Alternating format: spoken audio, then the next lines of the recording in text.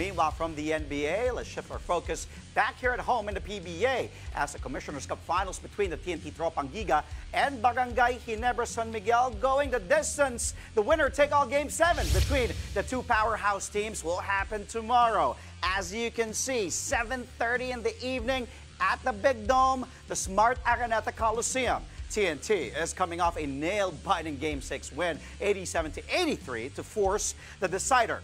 Boy Aram was one of the heroes in that game for TNT.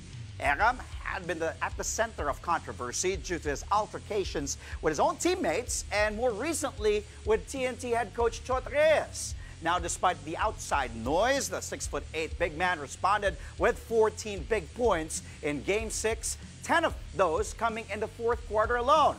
He also secured this crucial offensive rebound to tap to Ronde that basically sealed the deal after those two missed free throws in the dying seconds of the game. And now after the match, Coach Chot shared what he said to Aram heading into this Game 6 and putting the incident behind them.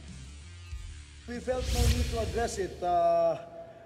Number one, I wasn't aware kung ano man yung usap-usapan because I don't read those things. I just stayed focused on the task at hand and kung ano man yung usap-usapan sa labas, that has very little value to us. That's the level of trust in our team. That's our depth. And if we get on each other's nerve and magsigawan kami, magkakapatid nga, magkakapamilya nga, nagsisigawan at nag-aaway, di ba?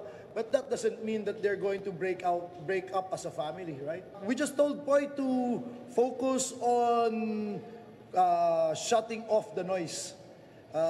Yun ang importante sa kanya. Wala ka namang sasabi. I told him, of all of our players in this series, he was the one with the highest plus-minus in the effort charts. Pinakamataas si Poy. So, but we need him on the floor. His presence is very important. And luckily, he did just that.